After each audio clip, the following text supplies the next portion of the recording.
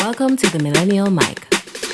I'm Ali. I'm Joe, And this is the Millennial Mic. Content for us, by us. Hi, Joe. Hi, Ali. So, welcome everyone to our pre-season warm-up episode where Joe and I are going to share a little bit more about ourselves and what the Millennial Mic is all about. Joe, shall we just jump right into it? Right in. Okay, so we typically start off with a couple warm-up questions. So, Joe, tell us a little bit about the contents of your handbag.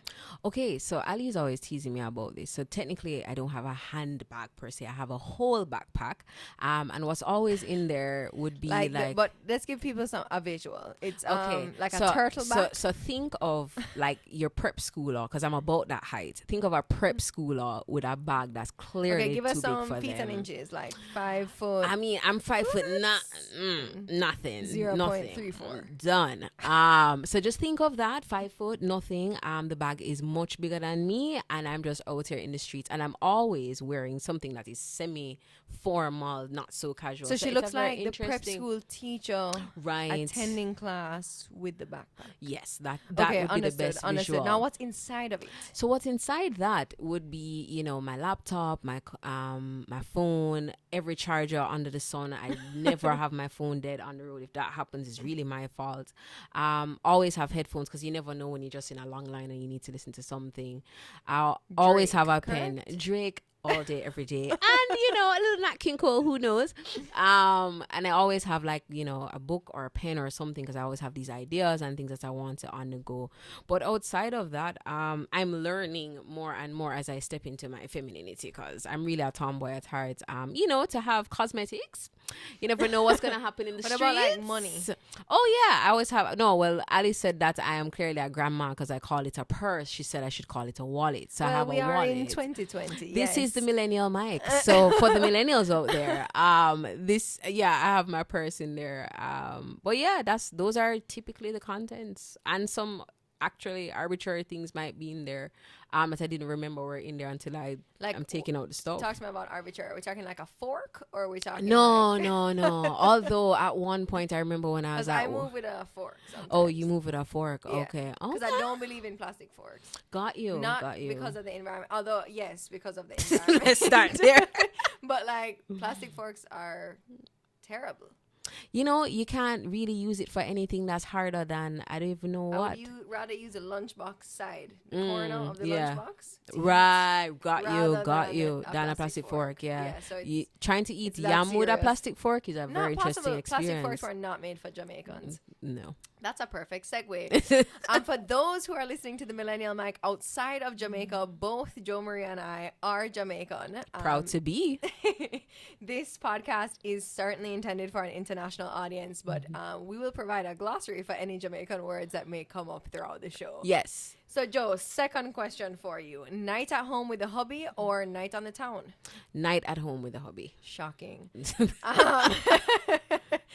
From her grandma purse to her night at home with the hubby. I'm saying, you guys know I don't touch the streets. To know Joe Marie very quickly. Yes. Okay, how do you wake up in the morning? Are you like a no alarm, one alarm, or like me, 25 alarm type of person? Well, 25 alarms, no, I'm at that no alarm stage. In no means. Yes, So yeah, I don't really use alarms anymore. I'm grateful for the fact that in my entrepreneurship dispensation, I can get up when I want to. And also more so because with an alarm, I go to bed at really odd hours. So that alarm is not going to be welcomed by any positive energy. It's going to be thrown through the window. So no, I just no don't alarms, hear it no. anymore. Like if it sounds like a fire truck, for example, I'll just think one is driving past my window. Got you. And just turn over. And just roll over. Got it. You should sort that fire out. Yeah. And I'm gonna keep so sleeping. so why is it 25 alarms though? I know it's I have to have them. So I keep all the alarms available, and then I just select which 5, for example, I'd like. Okay. So I have is it like in intervals of like 5:15? Wow. Okay.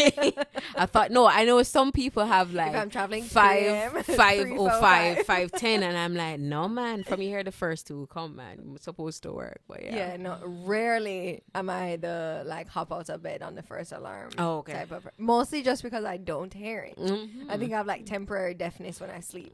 So I Got just it. straight up don't.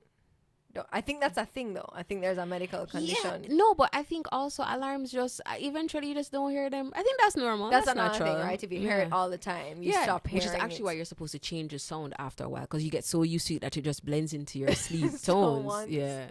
I had a Cardi B song as my alarm. Was it Boda And Killer? I woke up beside somebody. It's very alarming for the other. I'm gonna skip right. Oh, okay. Next. So Joe, as is standard for our guests, you can go ahead and ask me your warm-up questions for me, and then we'll jump into sharing a little bit more about what the Millennial Mic is, why we're doing this together, and who the Millennial Mic is intended to serve. So hit me with your best shot. Okay, so so Ali's now in the hot seat, and my first question is, I hate it here. what is? We haven't even started. So I like What to be the is? interviewer, not the interviewee. What is something people would not readily know about you? Jeremy, I feel like that's a question you've asked so that you can answer.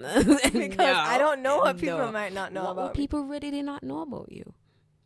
Probably wouldn't know that I set 25 alarms in the morning. What else would they not readily know about me? I'm extremely clumsy. Like, you know, like I really try to be cute in my everyday life, you know? I try and look good, feel good, you know, but I spill everything. Yeah. So Like really clumsy. Like I'll turn off the bedside light beside my bed and hit my head on it. wow. The bedside light that has been on my bedside. Did you get that from any of your parents, or that's just you? No, my parents are not clumsy at all. My uncle is pretty clumsy, but is that a genetic thing? Not sure. I don't think Not it's sure at genetic. all. Yeah. But it's really bad. Like, my nail technician says I need glasses for my feet because I'm just bucking off the nail polish off of my toes constantly. Wow. Constantly. Yeah. Okay. Wow. I have a, in Jamaica we say cocoa instead of like a bruise. Like I have a bruise on my forehead right now from my bedside lamp. And one on the back of my head from a coat. So the clumsiness. Oh, okay. Because what I'm just trying to visualize all of this. So we get up after we've set the 25th alarm. So we get up after the 25th alarm. We reach for the light, and then there is some collision with. No man, this is just like in my regular Oh, day. your regular day today. So like I'll just be putting something on my bedside table, slap my head on the light. Okay. Yeah, this Got is it. not like a I'm half asleep type of vibe. Oh no, you're fully awake. I'm fully awake, caffeinated. I've had 2 cups of coffee and I am running into stuff. Got it. Okay, so on the topic of coffee, if there was no coffee left in the world, I know this is not a This is world the you'd most want to live in, anxiety-inducing right? question. But if there was no coffee left in the world, what would you be drinking? It's interesting that you asked that because when I first got diagnosed with PCOS, so for our audience who doesn't know what PCOS is, it's polycystic ovarian syndrome. About 1 in 10 women suffer from it. It's a hormonal condition. Getting back to the funny stuff and less serious. Keeping it light. Keeping it light here on the Millennial Mic. So I actually was told that I needed to stop drinking coffee for a while. I guess it was just releasing too much cortisol, which is like a stress hormone in my body.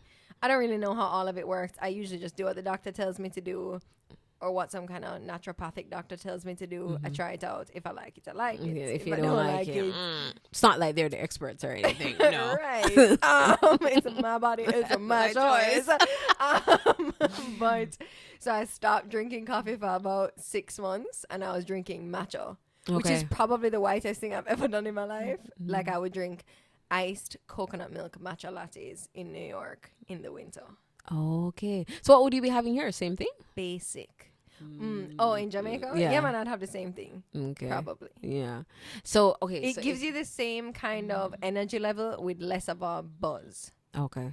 So then, what Actually, have that's you... not true. It's a pretty good buzz, but like you don't feel as jittery. I don't know how to explain it. So when did you get your first cup of coffee though?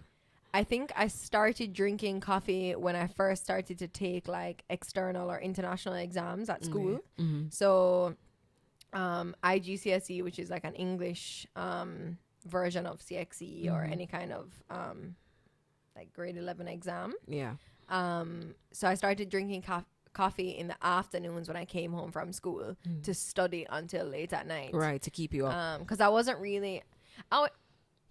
I don't think I'm a morning person. I also don't think I'm just a day person. Right. You know what I mean? Like I operate best between 8 a.m. and 8 p.m. Yeah.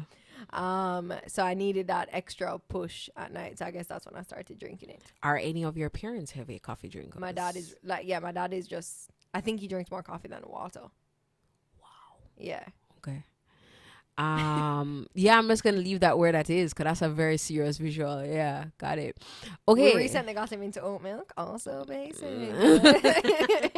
But we're trying to save the cows. Let's try to save the cows. Anyway, that's another episode for sure. And my last question for you is, what is a song that no one would expect you to know, but you know it word for word? Road to Zion, Damian Marley. Okay, so you have to sing it for us. Absolutely not. But absolutely yes. How about I feed you the words, you sing it? No, how about you sing it? Jo Marie. When I was 4 years old, I was rejected from choir.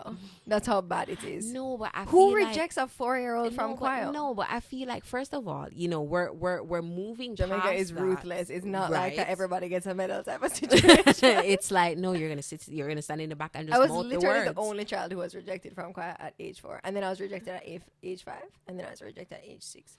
But I am tenacious. Yes, so that's why we're going to prove that today. We're gonna show to the people. No. We're gonna show to the people that you got it. No. Plus, I'd have to listen to the song to jog my memory. All right, so let's do a song that everybody knows that you ought to know the lyrics to. One love, one heart. Let's get together. But we're not singing it though. All right. Guys are not getting any songs today. I think this will now be my Millennial Mic quest, where each episode I'm going to try and get Ali to sing.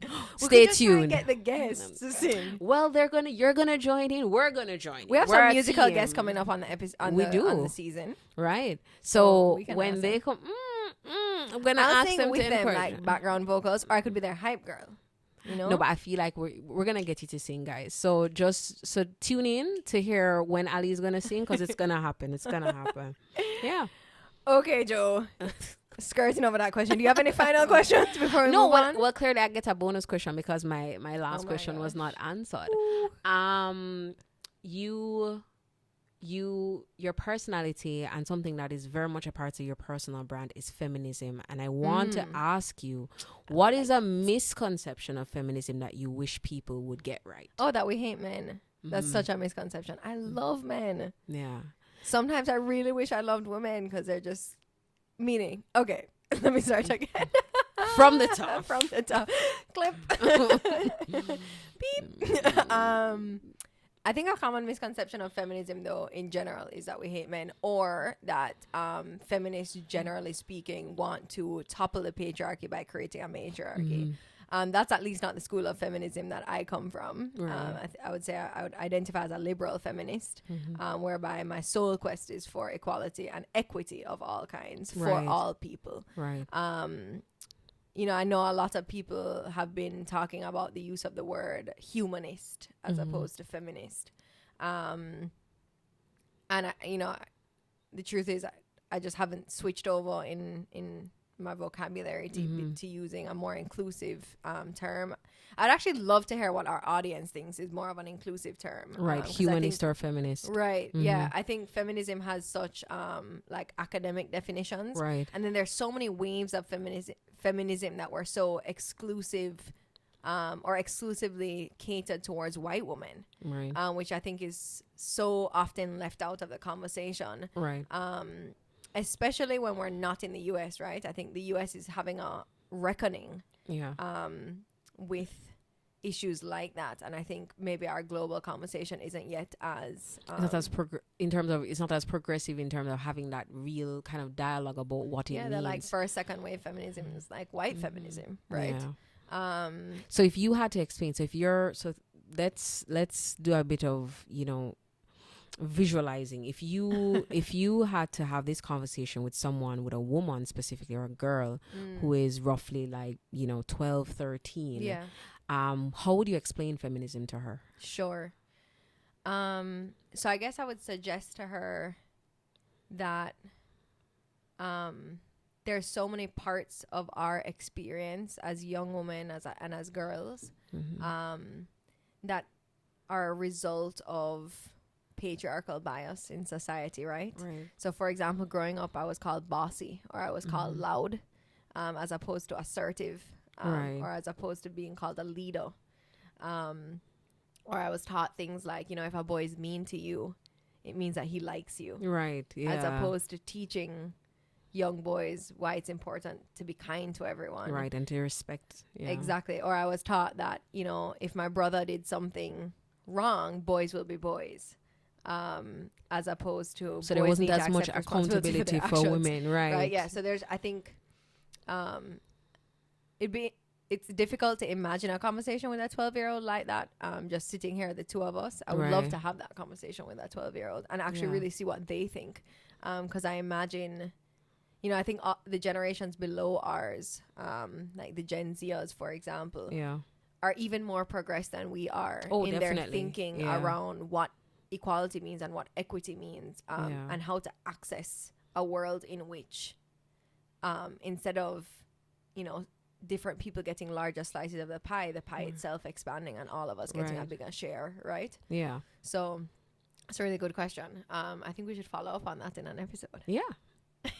Because I think when I, based on my understanding and based on the people think of it as a label, and a very controversial label, and a lot of women don't ascribe to it because they readily think that there are more misconceptions than clarity. Right. And so as someone who identifies as a feminist, like I'm very interested in your point of view, because you wear it with a sense of honor without it coming off as I am better than you, or I am somebody who is asserting that women are better, which I think is a common misconception. Right. So I guess the key thing would be to really explain to individuals that being a feminist does not equal you hate men. Being a feminist is really a quest for equality, and you're taking it from a woman's perspective, because in terms of historically, that is a sex that, in terms of trying to seek out equality or seek out justice, the injustices are inherently there. Right.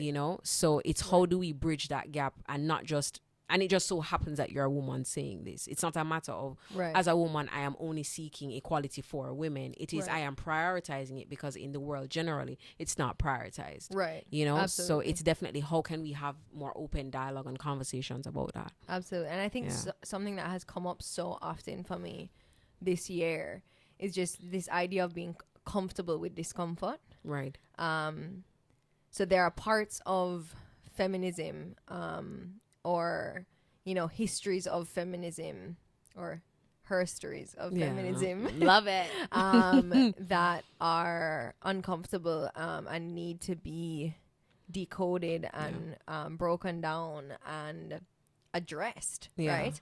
But it's this idea of, for me, feminism means equality for all people. That is women, that is men, that is people who don't identify with either gender, or identify with a gender that maybe is not aligned with their sex, for example. Right. Who are gender non-binary, who are gay, who are trans.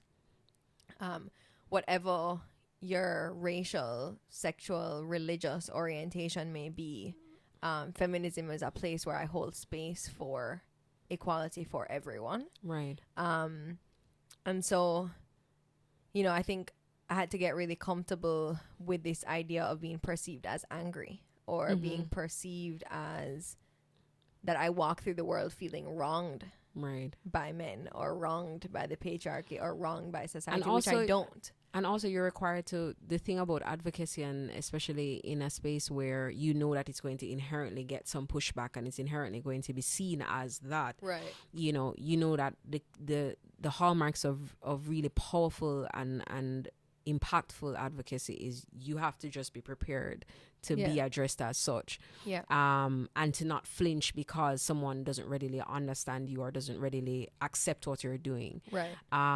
And then I think what I always love about your approach is that there is an inclusivity in your vocabulary and the way you speak to others, where you're always, you know, inviting and asking people to be like, look around the table and see who is not there. Look around the table and see whose voice is really missing from the conversation. And I think that if we even take that approach in terms of defining feminism or defining any classification that is all about justice, you will start to realize that that's really what it is at the core of it. Right. You know, it's like the very controversial argument about Black Lives Matter and All Lives Matter, and the fact that one implies the other, when really we know exactly why we've specifically said Black Lives Matter. Right. You know, but again, it's really, and it's interesting that we're going down this conversation and this road, because I know we never necessarily plan to go down this conversation on this road, but I think it's always productive though. Yeah, it's always a way to really demonstrate that there are some conversations that we really want to have and we love to have, and I think it's a good segue in terms of explaining and really letting you know why the Millennial Mic exists. Yeah, absolutely. Because we appreciate on a fundamental level that millennials have so much to say. We have a voice that is very valid and a voice that is very layered in terms of what we want to say, but how can we do so in a constructive and impactful manner? Absolutely. Yeah, absolutely. And I think that will be such a strong framework from which to have the conversations with the various guests that we're going to have on the show, because so much I think about who we are is how we move through the world. Right. And even, you know, in just thinking about how I spoke about what equality means or equity, the first thing, as you mentioned, that came to mind was, who did I leave out of that definition? Right. I didn't say anything about persons with disabilities or persons who are differently abled. Right. That's something that we all need to think about, is just as you said, who is not at the table right now. What do we not know? And how, because we're not hearing their voice. And how do you recommend when it comes to awareness? Because the difference is, even though you are actively thinking like that, there are some people who, as far as they're concerned, the extent of the world is their reality and their immediate circle. So how do you cultivate and develop that worldly view when it comes to the representation of people in spaces, and what recommendation would you have for someone who, one, they're aware of the fact that yes, there are other people in the world, but as far as they're concerned, not relevant, but maybe they've come to that realization that no, there is much more to this life and this existence and my immediate circle. How can you cultivate that worldly view? Right. So I think the first thing, Joe, is that really, when I went away to college, I mean, throughout my life, I think it's something that my parents were pretty insistent on, is always for us as their children to interrogate our privilege and to interrogate our biases, right? That was a practice that we engaged in our house. So that's something that I really prioritize or value in parent and child relationships. And certainly, if I ever become a parent, would like to engender in my household or in my family circle or space.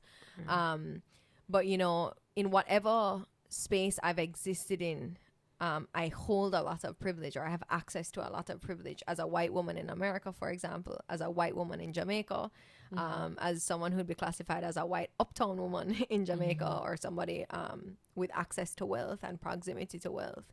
I think for me, it's been so important to be deliberate and habitual about how I interrogate my privilege and how my privilege may blind me from others' experiences, right? And so I think in terms of just recommendations to people, you know, I certainly don't want to make any recommendations about how somebody should view themselves or the world around them. But I think a really important practice for me has been, every day that I wake up, you know, I say this a lot, for example, that I won a birth lottery, right? I didn't do anything to deserve being born white. I didn't do anything to deserve being born to a wealthy family. I didn't do anything to get that, right? No amount of hard work made me born into a space of, you know, quite a lot of privilege, right? So how can I every single day create a world in which it is not a birth lottery? How can I move through my life and create more access to privilege for people who maybe don't look like me or have proximity to privilege in the way that I do? Right. And so that's a process that I think I engage in on a pretty daily basis, or something I meditate on quite regularly. But also, as a really young, ambitious woman, I find myself in rooms where either I'm the youngest person or I'm one of the few women. Right. So you find that there's a duality of purpose in terms of your presence. Yeah, absolutely. But I also think that that opportunity of being, you know, one of the few women, or Right. Or the youngest person. or the youngest person in the room, it allows me to ask, or it really invites me to ask, because it's so blatant, the Right. discrepancies, right?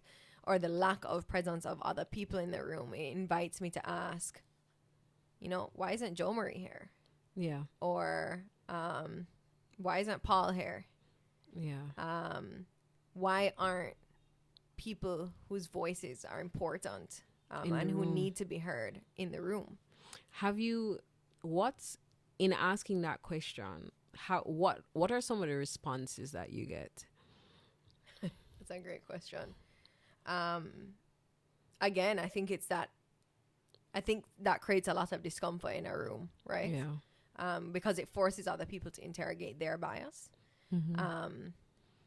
Whether intentionally or not. I mean, I do want people to do that.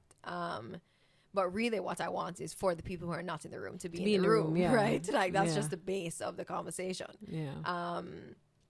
And I remember one day, actually, I did my master's at Columbia. And we had a diversity and inclusion town hall. And I said in the town hall, I come from the top 1% of my country. I represent less than 1% racially. And I am the person representing my country in this room. I should not be here. Yeah. Somebody else should be here in place of me, or as well as me, Right. to speak about our experience in this space. Right. Because I am not representative, right? And that, I think that made everyone in the room quite uncomfortable. Yeah. And it was also uncomfortable for me to reckon with that truth Yeah. at the same time, right? It was just Yeah. like, I am here because I got lucky and I had access, and yeah, I worked hard, I got good grades, but you know, how did I get to the places where I could get good grades Right. and not have to worry about other things, or Right. take on 5 other jobs, or whatever it may be, in order to get into an Ivy League institution, right? So yeah, I think that the rooms become tense, or the rooms, other people as well as myself experience discomfort when I raise those questions.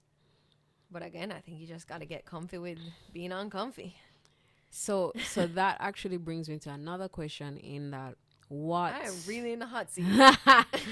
because if she had sang, people probably would have just moved on, but here we are. We'd have just been talking about the Millennial Mic. We'd have moved on. How do you individually, with that level of awareness, with that discomfort, how do you strike the balance between being the confident and very assertive woman that you are, while at the same time being very cognizant of what that confidence and assertiveness can represent?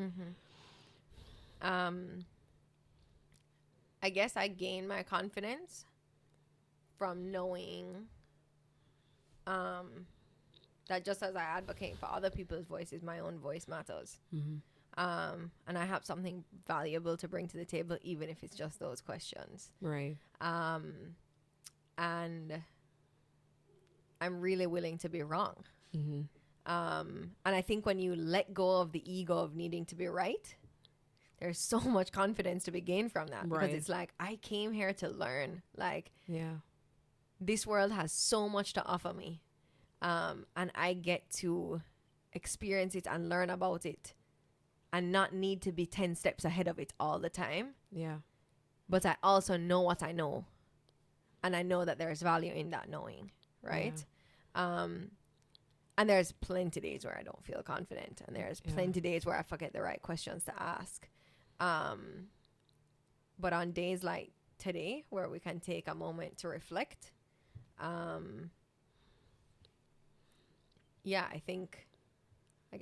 guess in that reflection, or in an awareness of I am trying to do my best all the time, Yeah. we all can find a little confidence in ourselves. Yeah.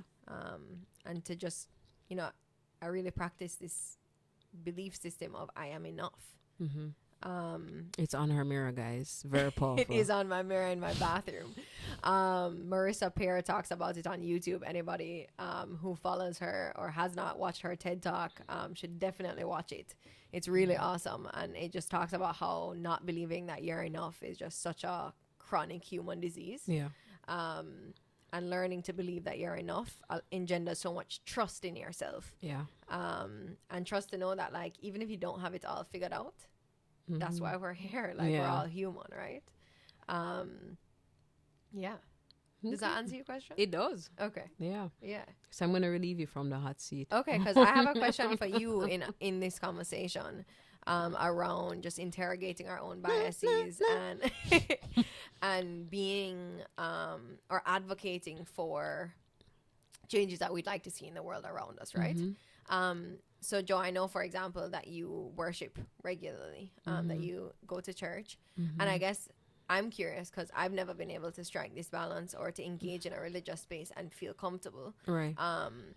I really want to ask you, you know, how do you balance your experiences with religion and maybe biases that religion itself holds, Right. and who you are as an advocate for people and your inclusivity of Right. all types of people, Right. because that is such an overwhelming characteristic of yours, is that anybody who comes into your space feels welcomed, right?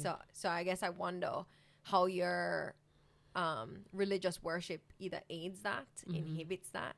Yeah. Tell me more about that. Wow.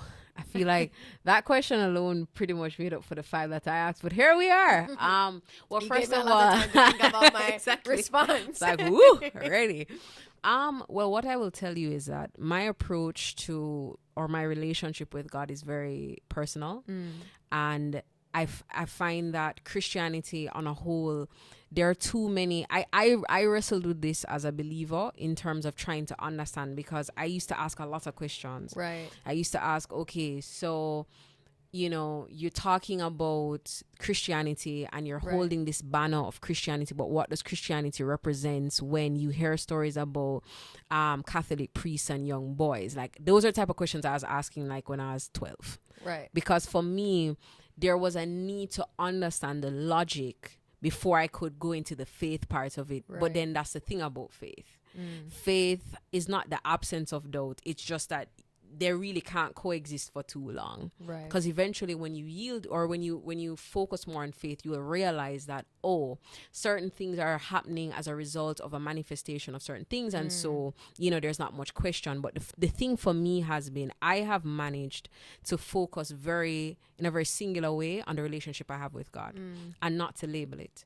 Because what I've realized is a problem is that we ascribe to Christianity, we ascribe a label that is very much man-made and really diverse from what God intended. God intends for us to love everyone. Yes. And if we follow those principles, you realize that the ostracizing of certain classes of people in the world, it doesn't align with the actual fundamental Christian principles. Right. So for me, I had to simplify it and strip it down and say, look, God and I have a relationship. I pray. I believe in him. I believe in the faith that I have. And that's it. I give it no Him or labels. her? I don't.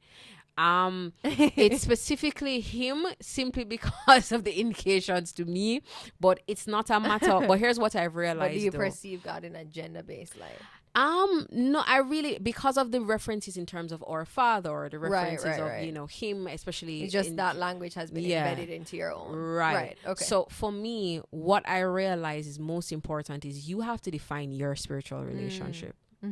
The reason I can talk to anybody about anything, I can speak to you about faith and you don't realize I'm speaking to you about faith, because I actually have learned to understand that when I talk to somebody who, whether they're agnostic, whether they're atheist, what is at their core is not understanding. what is at their core is not having their questions answered or having them answered in a way that was really contradictory. So naturally, you're going to repel from things you don't understand. Right. And if you continue to pursue that answer and you're getting an answer that's really contradictory, or the hypocrisy that goes on in the church space, because let's call a spade, you realize that that's the problem. Because last year, I remembered on Twitter, I asked a question. I said, who hurt you and who hurt you that resulted in you not going back to church, for example? And everyone said, how did you know that was the reason? I said, because you believe in God, you just don't believe in church. Right. You believe in the actual presence and sovereignty of a God, but you don't believe in what the church has become. The church has become a place where if you come there in the same outfit twice, somebody will look on you. The church has become a place where the elder look on you because you come there with a boy. You and the boy are not married, and you and the boy pose off like whatever. You come to the church as somebody who is a teen mother, and you're being ostracized by the women who sit at the front, because as far as you're concerned, my child would never do that. Right. That's what you're running from. You're not running from God. You're running from church and what church represents. No, so I have to ask you at that juncture, if that's okay. Yeah. Are you accepting and understanding of people who don't believe in your God? Yeah, because here's the thing about understanding the spirituality and the principles that God is embedding and teaching you and showing you. I asked this knowing kind of the answer, because I think that you understand I have a very untraditional no, and I think a part of it is because here's the truth. Or non-traditional. Is it untraditional or non-traditional? Non-traditional. It's kind of like the vulnerability. Jo Marie's a lawyer. She uses a lot of big words. We check with her sometimes as the in-house Merriam-Webster spelling dictionary. bee champ. No, to answer your question, the thing is, I am interested in Ali as the whole person, right? Ali is not out here persecuting me because I believe in God and she doesn't. Ali has her view, I have my view, and where we meet at the middle is an understanding that there is respect and love in both of our opinions. And we just coexist. And we coexist. Yeah. I think where it becomes muddled, and this is a part of Christianity that I'm very vocal about, and anybody can come check me and ask me about this, is when you're evangelizing from a place of hate. It's when you're speaking to members of the LGBTQIA family from a place of God, this is not godly and whatever. I'm like, you have not gotten to meet Steve. You don't even know that Steve is actually a Christian, but he happens to be gay. You can't even wrap your mind around that, because there's so many. But just so much judgment in general from a space of hate. So that's the problem. And I think that is where religion, that's where Christianity is now been put in this context and this construct of, if we are not with us, you're against us. If you're not with us, we're going to hate you. And I just could not ascribe that. It actually is a main reason why I go to the church I go to now. Because for one, my old church, what really happened is that my pastor retired, and I believe that the messenger matters as much as the message. So I didn't feel as connected. I like that. So I was like, all right, I'm out. And for 3 years, I did not go to church. I have my Bible and I had a relationship, but I did not go to church. But I know there came a time when I was like, this at-home thing not gonna work. You have to sort it out. Not gonna work means not going to work.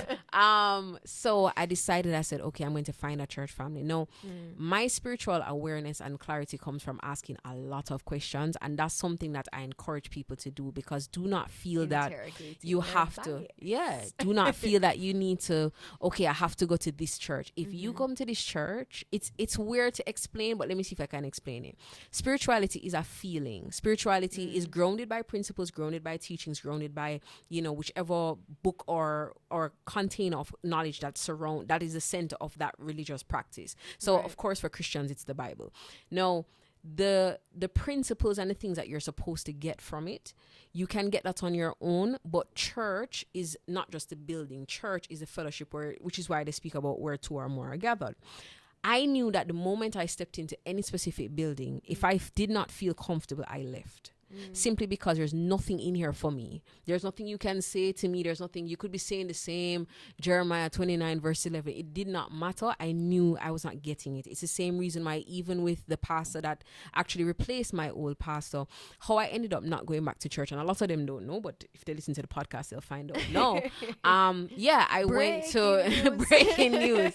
I I went back to the church. A very prominent member of the church had passed, and I went to their funeral. And the person who replaced my pastor was the one who conducted the funeral. And Ali, he said something, and I was like, in the reverence of a eulogy, because a eulogy is supposed to be the summation of somebody's life, and you're representing that in a very, And he said something about his wife and how, if his wife ever said anything to him tell her two things. And I said, Mom, I turned to my mother. I said, Mom, we need to go. This person is not grounded, is not rooted in any Christian principle. This person doesn't even have the proper understanding of the responsibility that you have as a pastor. And I think that is where a lot of people lose their sense of identity when it comes to spirituality, because the messenger, the person who is responsible, and I use the word responsible because you being a pastor is not a job. It is a vocation. In an ideal world, you're supposed to be called to it. But if we look on the modern day pastors, and I'm very specific about down here, not necessarily overseas, but down here, they're looking at it as, well, all I have to do is just come every Sunday, tell people things that them kind of know already, but shout 2 times, and then I can make a money off of this. There are so many people that's their thinking. So for me, it's not a matter of I am over here and you're over there. God actually spoke to me about the fact that how I am is ideal, because I'm not looking as Ali as, oh well, Ali doesn't believe in my God, so good day, good afternoon. Right. I'm like, Ali has every right to not believe. What I am mindful of, what would be different is if you approach me in a way that was very much like chastising or persecuting me for it, then at that point I would have to leave your presence, simply because there is a respect. You also require an acceptance of your religious belief system. And it's not so much, and the requirement for acceptance, I want to unpack that a bit by saying that even if you don't understand why I believe, respect it. Right. And that respect is what allows everyone to coexist, which is why for me, I respect a lot. I look on you as the whole person. I think spirituality becomes this label where persons are like, oh, you're a Christian, so you don't believe in this and you don't believe in that and blah, blah, blah. And I'm like, that's not what we're supposed to be doing. Right. If you are evangelizing, which is of course the act of trying to win people for God and win and bring people into the fold of God, you have to do so from a place of understanding. Right. You first have to unpack, okay, what was your experience that brought you here? Right. What made you say, no man, God is not real, or whatever. And it's not for me to interrogate you to the point where I'm trying to change your mind. It's for me to, I'm just curious. From a place of empathy. Yeah, I just want to understand, because our realities are different. Right. And so the question that it comes down to is, can I still be friends with Ali knowing what I know about her and her religion? Of course I can, because that's not the only part of you that's there. So what I'm hearing, Joe, is that the way in which you balance your religious self, and that sense of inclusivity is really by understanding who someone is. I do not believe in imposing my views. Yeah. I actually am very good at stripping things of their religious armor or guarded stuff. I was close to you, I wouldn't have known Right. that you are a religious person, for Right. example. Yeah.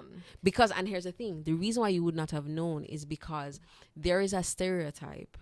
There is a way of being that is classified as Christian that I know I do not fit that bill anyway. Of because walking into every space and of being like, praise the Lord. No, don't get me wrong.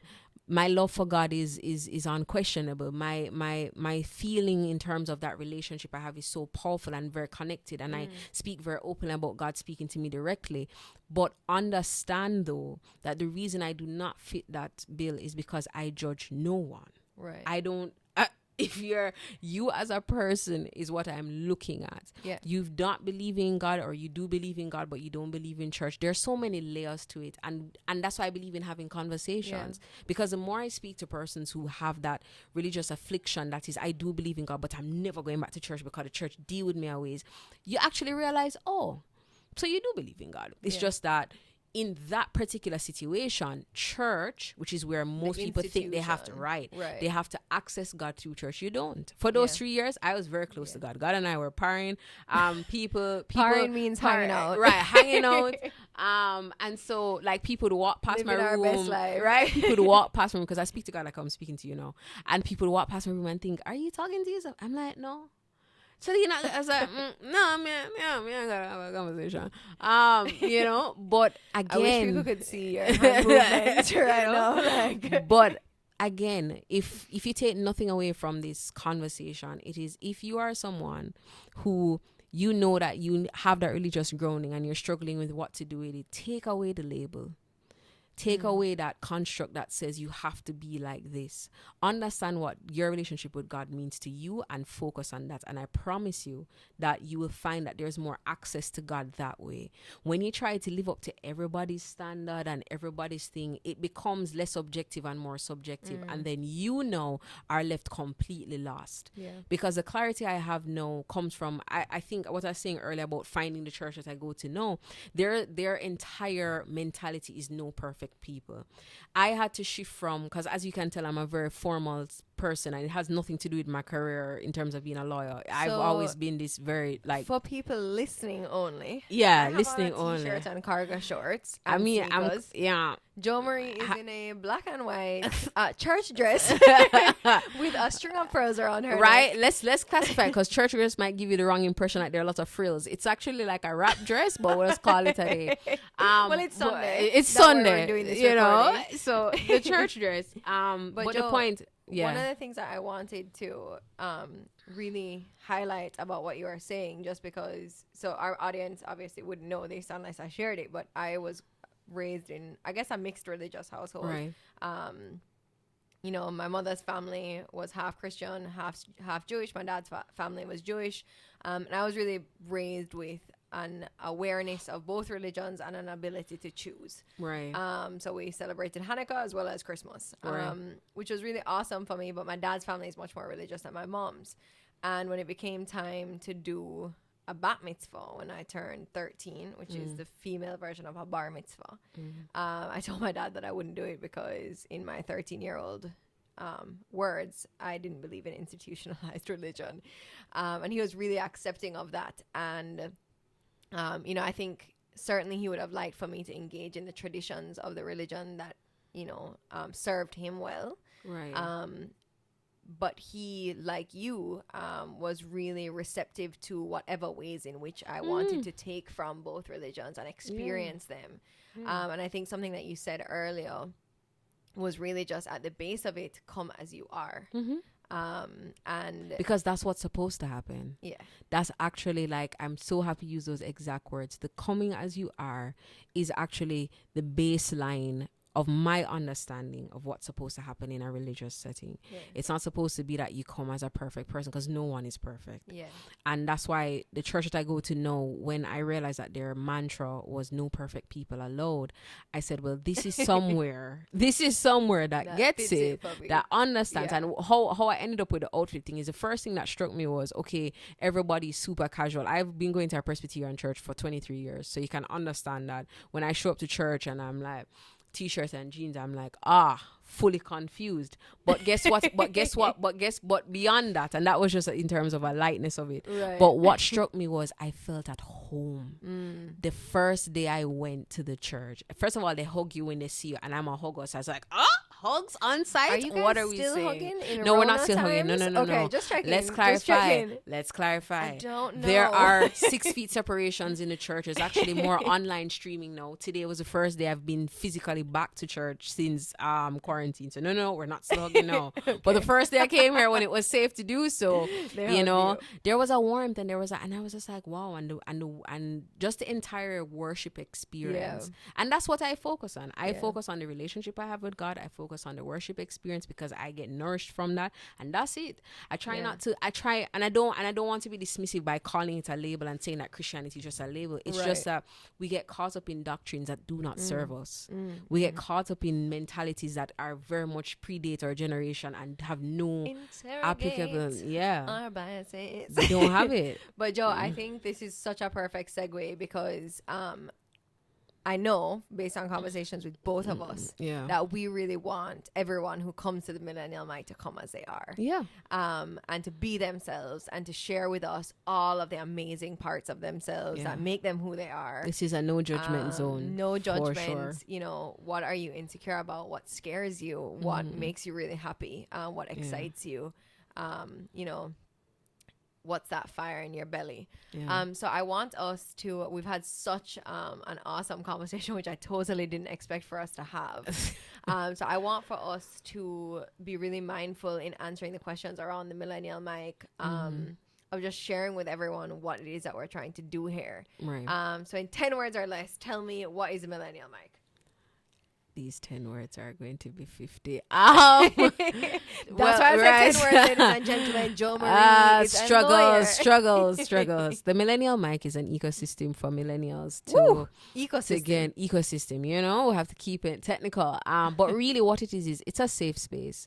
It's a safe space for you to grow, for you to, I'm counting the words while I speak, which is throwing me off. Anyway, so let me tell you what it is. The Millennial Mic is really a safe space for millennials to gain access to information through conversations, resources, and just information that will propel them forward and to really tackle the different aspects of what they're trying to accomplish or what they're trying to do. Yes, we are all about your growth. Yeah. And the intention is that in doing that, we also want to open the door, the window, the little latch, for the type of conversations that are grounded in or experience or reality. And it's not to say that we won't have other voices or other perspectives. It's just, we just wanted to create a space where millennials could just talk, engage, and really grow from the shared experiences. Absolutely. And I think it's really important to say, we don't want the Millennial Mic at all to be We're an not exclusive ageist, guys. We're not ageist. title, just right? throw that out there. So for our mid-season episode, we have actually what we call the mid-season Millennial Mingle, where we're big on bringing alliterations here. Yeah, we really love alliterations. Jo Marie actually came up with a slogan for my company, connecting corporate citizens to their communities. CCCCC. Just saying. That work. But we're going to have a Millennial Mic mid-season mingle where we'll hear from two different people within the same career field, one a millennial, one not, and that can be a younger person or an older person. We may even have more than one millennial mingle per season, but it's just to say that we want to cater to everyone, and the perspectives that we will be highlighting during the episodes are predominantly millennial, but they are not exclusively for consumption by millennials. So with that in mind, I think we've covered who the Millennial Mic serves. Why is there a focus on content for us by us, Jo? The truth is, when it comes to highlighting spaces where millennial conversations, experiences, and just really being specific about that experience, we thought it necessary because what we find is that or millennials have a bad rap, for lack of a better term. We are the very entitled, the very we eat more avocado toast than we pay mortgages. Yeah, we're not here for diamonds. Apparently, we're killing the diamond economy. And just a lot of things. So, with all of these classifications, instead of it being, a stereotype, we actually want to hear from millennials what their perspectives are, because what we actually represent in a very positive way is we represent the movement and the transformation of how things are done. So whereas our parents or grandparents were very much into this, they're going to wait to see what happens, or they will work in a certain construct. Millennials challenge that every day, and I think that should be celebrated. Absolutely. Because when you think of youth as a construct or being an indication of inexperience, that's really not the case. Absolutely. You have 26-year-olds who can run with your 50-year-olds because of their depth of perspective and their interest, and so we want to highlight removing all of those stereotypes. We want to remove barriers. The stereotypes. We want to also engage in certain conversations, because we're trying to demonstrate that millennials not only know what they know, but there's also a willingness to engage in meaningful dialogue with persons from other age groups to really just show that there's a depth of perspective here that is worth, and our voices are valid, and we bring so much to the table.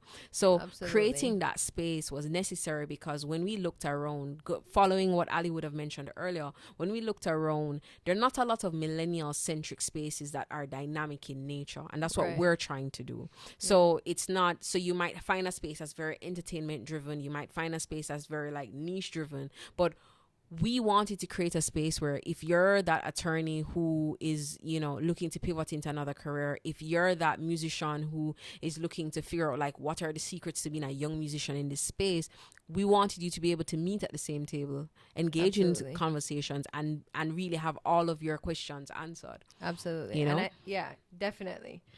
So that's why it's content for us, by us. I also think what's really cool about millennials is that we're kind of that in between we're the generation that grew up with the technology revolution. Oh, for sure. So we know about dial-up. Gen Zers don't know about dial-up. We know about dial-up. We know about having a landline telephone. Oh yeah. Jo Marie earlier today, when saying something, she used the word hashtag instead of pound sign, and I was shook, to say the least. I was like, girl, but are nobody, you Gen Z, but the or are thing you is, millennial? but the thing is, right, guys, let's call a spade a spade. If you see a number sign in a certain, no, you see a number sign. Okay, hold on. No, but hold on. But let's be fair, right? Oh my God, why do you I always see, try and argue with you that see a number sign, right, with a word right beside it with no space. That is a hashtag. You're gonna think it's a hashtag. If I had seen it in Right. If I had seen it in an By abstract itself. setting, I would not have called it a hashtag. I'd be like, oh, that's a number sign. Fair enough. Yeah. Fair enough. My point was negated. Overstand. So other things that we're trying to do on this show, just for our audience who's listening to this kind of pre-season warm-up episode, is that we want to start by talking to our guests about, you know, really interesting things about them by asking 3 funny warm-up questions, just like we did at the outset of this show, which kind of turned into a really intense, serious conversation, which is awesome. We welcome everything. We're going to have our mid-season mingle, and we're always going to close out the show with 3 primary outro questions, as well as we are going to raffle off a mentorship session with every single guest who comes on this show. So you will be able to gain even more insights, greater access to this person or to the interviewee. And I think what it also will help you to do is to really just ask any follow-up questions that you might have. And the thing about mentorship, which is, I'm happy Ali touched on that, is we are very big on supporting and creating avenues for support and creating that access. Absolutely. So oftentimes Break persons down who the barriers. Yeah, because oftentimes those barriers are, you know, it could be that you just feel like this person is super distant, or you don't know how to access them. So here's an avenue and an opportunity for you to really just engage and to ask the questions that you have. And of course, if you win the raffle, you know, superstar, you just bring all your questions and stuff, and I'm sure that our guests will be more than accommodating. Yeah, and this is a way for us to get you to get to know people who maybe you idolize, who are just like all of us, human, and have really awesome insights to share. So, Jo, with all of that in mind, let's go through the typical outro questions that we'll ask. Sure. And let's both answer them as quickly as we can, and then share with everyone as a final question how they can find us at the Millennial Mic, right? So I will ask Jo Marie what her experience has been with mentorship and whether or not she's benefited from it, as well as whether or not she mentors people. And she'll ask me the same. Okay. So really quickly, yes, for mentorship. Mentorship is a cornerstone of my progress and development as a person. Hearing from persons who have had great experiences. And by the way, I just want to get rid of the stereotype that your mentor has to be older than you. Your mentor could very much be your age or younger. It's just a matter of the person's ability to just instill in you or pass on perspectives that maybe you just didn't have. So I'm a very big proponent of, or supporter rather, of mentorship. Awesome. In terms of me mentoring persons, yes, that's something that I actually love doing. We have just entered the raffle portion of today's episode. Yeah, so I find that I get great joy in mentoring persons. It has nothing to do with me. It has everything to do with developing and unlocking the potential of individuals. I love doing that. I've always loved doing that. Yeah. So the only limitation I have is time. Because just to let you know, if you're ever interested in being mentored by me, you will find that I will prioritize you.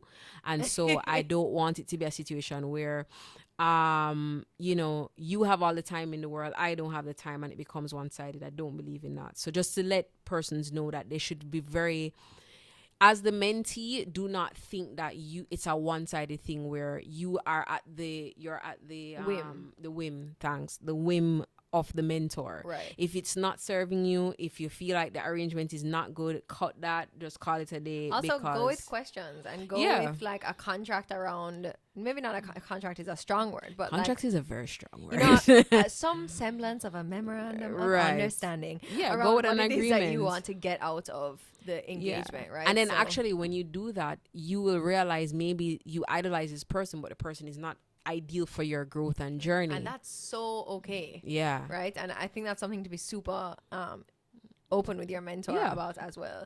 I think the best mentorship advice I've ever gotten is to go where you're wanted. Yeah. And that's like totally in line with what we just said, right? Yeah. Make sure that your mentor has time for you. Yeah. And go into spaces where you bring value as well, and Yeah. not just seen as someone to receive value from others, Yeah. right? Because we all have a unique set of values to bring. Yeah. So that, I think that's probably the best mentorship advice I've ever gotten. I've certainly benefited from mentorship in my life. I love engaging with people younger than me or the same age as me in different spaces, and sharing my experiences and insights, and also in return learning Yeah. from them. And really, it goes back to what you said earlier, in that you approach a space from a place of I can learn something here, or I Yes. don't know everything. Absolutely. Because the thing about choosing a mentor that we sometimes forget is your mentor might not be aware of how powerful they are, or they might not be aware of the fact that they're as amazing as you see them. So it's very important that you approach them from the perspective of, these are the things I'm hoping to get insights on, because maybe, just maybe, they really don't know how to tell you that. So as Ali said, go with questions, go also with the perspective that this is somewhere that I need to be valued, and it should be mutually beneficial. Absolutely. So don't think of it as this pipe that you're just going to turn on, benefit, turn it off and go. Right. It should be something that there's a reciprocal component where the person who is mentoring you can also benefit from, maybe enlightened perspectives, maybe getting a different Especially if view you're on different something. generations, right? Yeah, especially. Yeah. So And don't limit yourself to just mentors who are older than you. Trust me. Absolutely. Co-sign.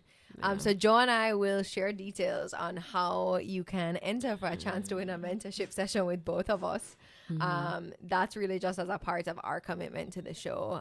Not because we think we should be running around here mentoring anybody. But I can say that I certainly have benefited from mentorship from Joe Marie. And I think that engaging in peer mentorship is super important as well. So we hope the audience benefits that way as well. Yeah. So in terms of the best resource that we have both ever used, Joe, you want to share yours first?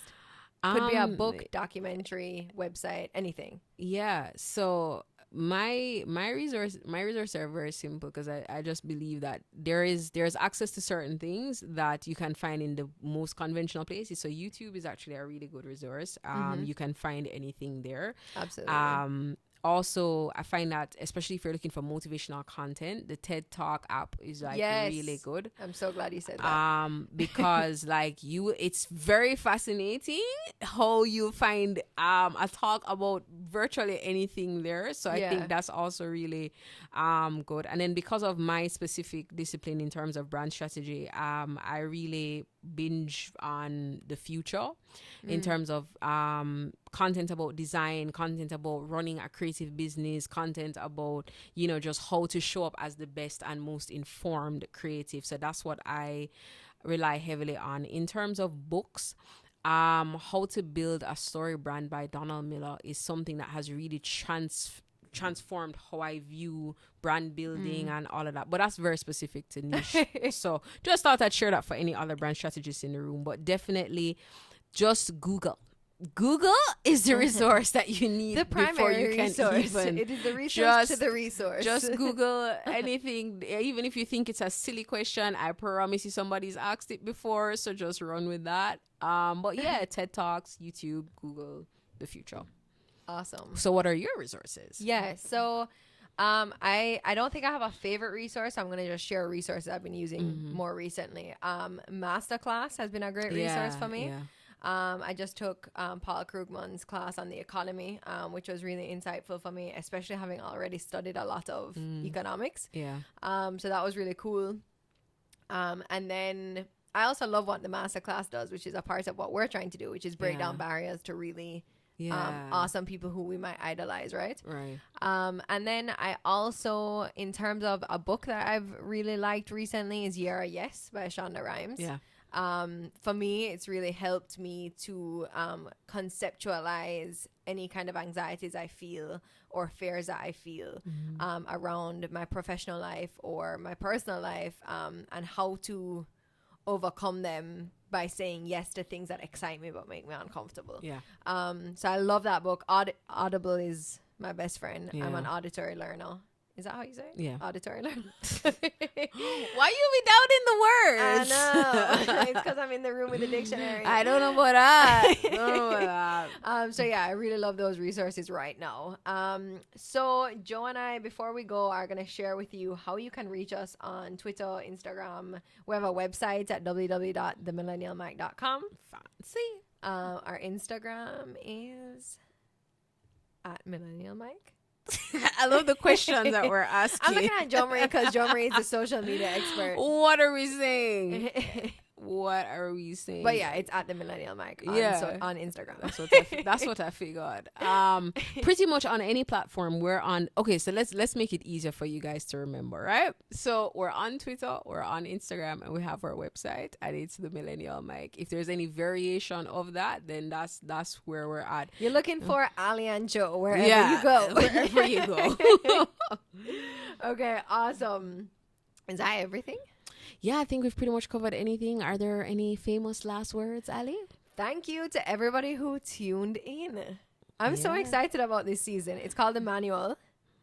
Oh, yeah, that's the part we didn't explain. Yeah, it's called The Manual because we're going to be getting everyone to share their favorite resources. We're going to get everyone to share mentorship, how we can access them on social, LinkedIn, Instagram, Facebook. Both Joe and I are on LinkedIn at our names. Yeah. I'm Ali Matalon. I'm Jo Marie Malcolm.